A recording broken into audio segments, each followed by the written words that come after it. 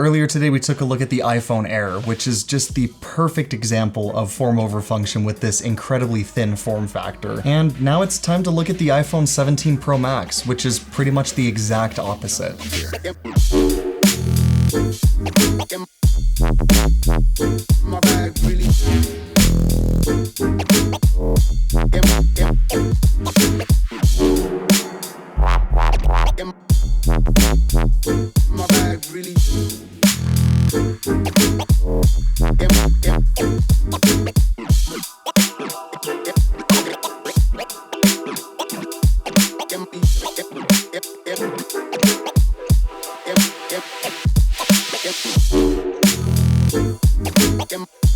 So yes, I had to get the cosmic orange color for this iPhone 17 Pro Max right here. And what's really crazy about this generation of the Pro iPhones is the fact that there's not a black one. You've got silver, blue, and this cosmic orange right here. Why cosmic orange? Well, listen, I've had a ton of silver iPhones. I had a silver iPhone 5 and a silver 10, 10S, and 11 Pro. And I also had a few blue phones. I had a blue iPhone 13 Pro. I had a blue iPhone 14 that was a work phone from a previous job I had. And I also had the blue 15 Pro, so I figured why don't we try something different with this obnoxious orange color right here. And yes, I did get the 2TB one. So let's go ahead and find out what this orange actually looks like in person.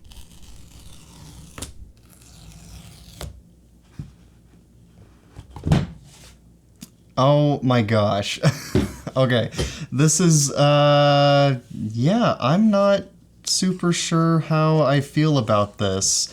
Okay, so there's our little two-tone look on the back here, and this was another thing that I kept seeing rumors about, that they were gonna do this like two-tone look. Until they announced it, I was like, no way they're gonna do that, but here it is. It's a unibody aluminum iPhone with a glass cutout so you can still have your wireless charging and your MagSafe. I see they moved the millimeter wave antenna to the top. Got our action button, we've got our volume, and we still have our camera control over on this side. This color is like actually obnoxious. Not too sure how I feel about it. It is definitely unique though. It's definitely very out of place, especially on a Pro iPhone. It's still not as cool as the purple 14 Pro though. I really wish they would do another one of those. Before I get too far ahead of myself like I did with the iPhone Air though, let's go ahead and see what else is in the box. So we've got our braided USB-C cable right here, and this is just the place card telling you that you no longer have a physical SIM card in your phone. And it's kind of weird that they still include that, because I believe the 14 was when they took that out, and that was 3 years ago at this point, but nonetheless, it's still in the box. And this is just a little thing giving you some information about hearing aid compatibility. All right, it's time for my favorite part. Let's go ahead and peel the screen. Just like the 16 Pro, the camera is on the right side of the dynamic island on the 17 Pro. I'm really curious why they put it on the left on the Air. Something else I'm noticing, check this out right at the bottom here. The microphone and the speaker are symmetrical. The iPhone 16 Pro was not like that. You know what? I think the reason that they were able to do that is because there's a antenna band that goes around the camera plateau up here. You can kind of see it right there. Anyway, let's go ahead and get this thing turned on.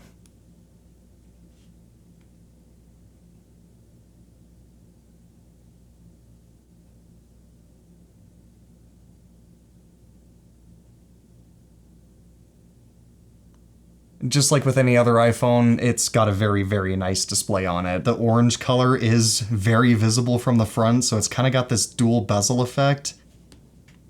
Go ahead and select English for our language, United States for the country, default appearance. And we'll go ahead and bring up my old iPhone 16 Pro here, and as you can see, it just pops right up and asks me if I want to set up the new iPhone. Go ahead and select setup for me here, and now it's asking me to finish up on the new iPhone. Kind of curious why it thinks it's 4:20 right now.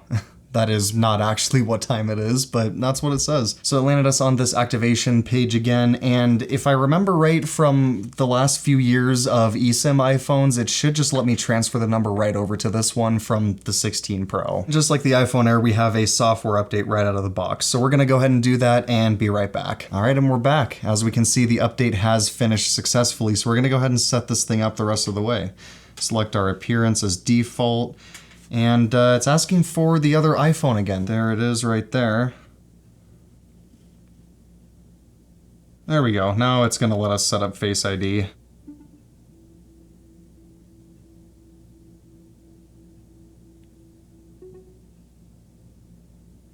And we'll skip setting it up with a mask. There we go, Face ID is now set up. Since we're restoring this from another iPhone, the setup process is slightly different than what you saw me do with the iPhone Air, but we're gonna go ahead and just download everything from iCloud. That way it'll take, about 10-15 minutes to download everything initially, and then the rest of it can finish downloading in the background. There's that beautiful iCloud sign-in screen. And we'll do the usual here, just transfer absolutely everything from the other iPhone. We will turn on location services, and we'll turn on stolen device protection as well, why don't we? And there's good old Apple Intelligence again. I guess we'll go ahead and set that up. We will just summarize all notifications. We'll not worry about priority notifications. And here's that beloved camera control screen yet again. We'll go ahead and turn on the light press to adjust zoom and all that. And now we get to set up Siri. Hey Siri, how's the weather? Hey Siri, send a message. Who do you want to message? Yeah, the other iPhone's breaking it. Come on, man. Hey Siri, send a message. Siri, set a timer for 3 minutes. 3 minutes starting now. Bro. Siri, set a timer for 3 minutes. Hey Siri, get directions home. Hey Siri, get directions home. Here, play some music. Yeah, that was a little concerning. I've never had an iPhone freak out like that trying to set up Siri, but it looks like it's ready. That's what it's telling me, at least. There's all the emergency SOS information yet again. I say this every year when I unbox an iPhone, but it is really nice that they include stuff like that in your iPhone.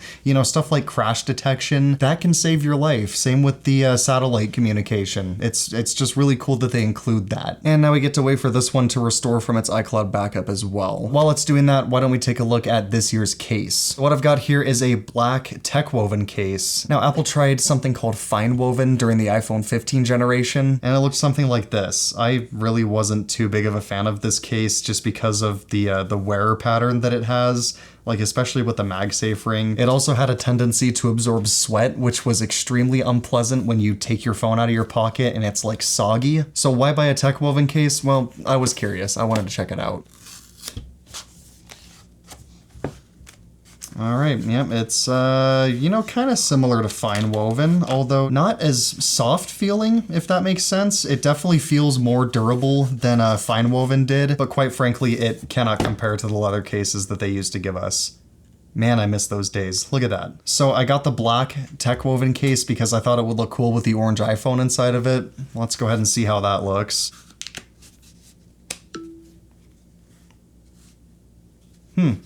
I actually kind of like that. You can still see the obnoxious orange through the camera cutout, but I actually kind of like it. Still really not sure how I feel about the texture of it, but worst case, I'll just pick up a D-brand grip case with a leather skin on the back of it. Anyway, we're gonna go ahead and let this thing finish restoring from its iCloud backup, and once that's done, we can finally play with this new iPhone 17 Pro Max. And we are all done restoring from the iCloud backup, so let's go ahead and get this thing unlocked. We also need to get my phone number transferred over to this iPhone. I don't necessarily remember this being the way that the number transfer happened, but we're gonna go ahead and double click to confirm there.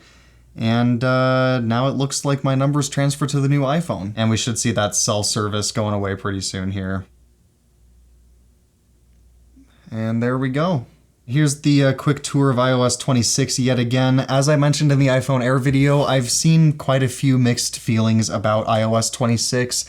I personally really like it. I love the floatiness of the animations. I actually really do enjoy the liquid glass effect, especially on the home screen. It's just nice to finally have a change in the appearance of the iPhone because it's realistically been the same for the last 12 years, ever since iOS 7 came out in 2013. So to finally have something new is very, very nice. And there it is. We can go ahead and get started. The first thing I want to do is look at the camera here. So we do still go up to 4K at 120 frames per second. Now let's go ahead and jump into the camera app here and hop over to video here. And what I want to do is change this up to ProRes log.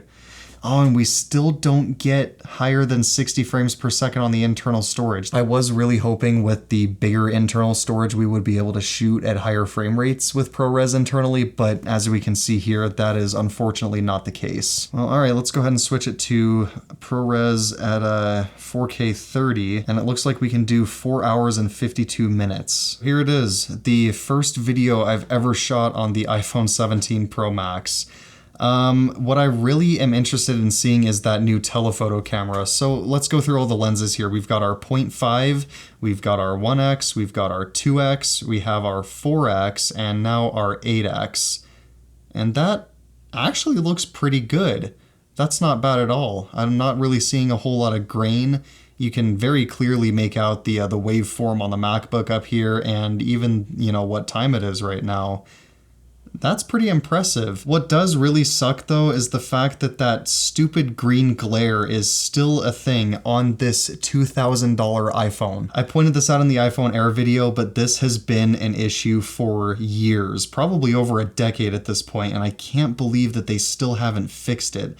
That's like the staple. If you're trying to figure out if a video was shot on an iPhone, just look for that green glare and you'll know right away. Other than that though, yeah, the stabilization is great, even on our telephoto camera here, even all the way up to 8x. Yeah, that's holding pretty steady. That's actually very, very impressive. I like that. And as always, this macro capability is incredible. This is the TechWoven case that I'm just focusing super, super close in on. Yeah, as always, the camera does not disappoint. So that's just about it for this video, but really quick, I want to go into why I am so excited for this iPhone in particular.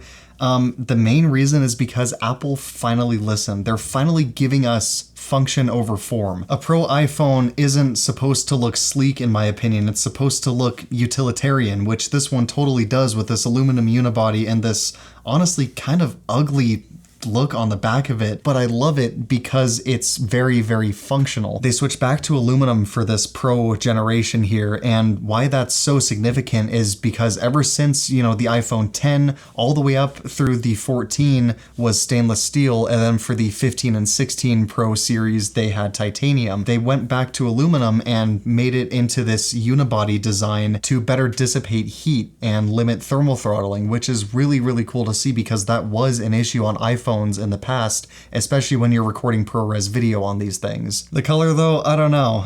I really don't know how I feel about a bright, obnoxious orange phone. It's kind of cool though, if I'm being totally honest. It's definitely different. It's nothing like we've ever seen on a Pro iPhone before, but just the fact that we finally have a function over form Pro iPhone is really, really cool. And if you're more into form over function, get the iPhone Air. This is the epitome of form over function with this incredibly thin body, and it's made of titanium, and it's only got the one camera, and it just looks amazing. It feels amazing. But the reason I bought a 2 terabyte all the way maxed out $2,000 iPhone 17 Pro Max instead of, you know, a higher end iPhone Air is because of that utility. Just the actual function of the phone is what I go for. I really don't care how it looks. And as I said earlier, this isn't the best looking iPhone. It's very off-putting.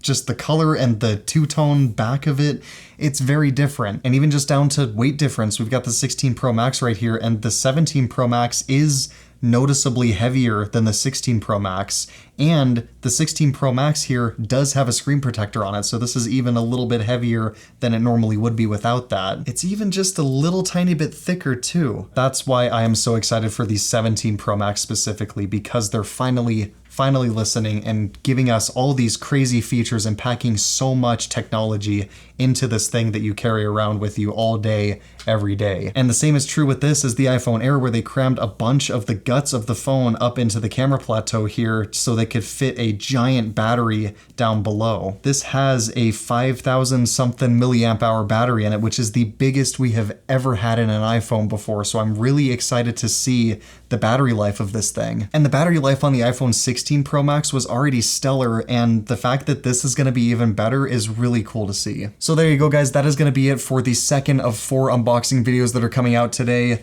Very, very impressed with this thing, and I really cannot wait to use it long term. And if you guys want to see a long-term review of this, definitely let me know in the comments and I'll make it happen. Come back in a few hours here, we're going to be taking a look at the Apple Watch Series 11, and then later on today we're going to be taking a look at AirPods Pro 3. But until then, guys, that is going to be it for this video. Hope you enjoyed it, and as always, thank you for watching.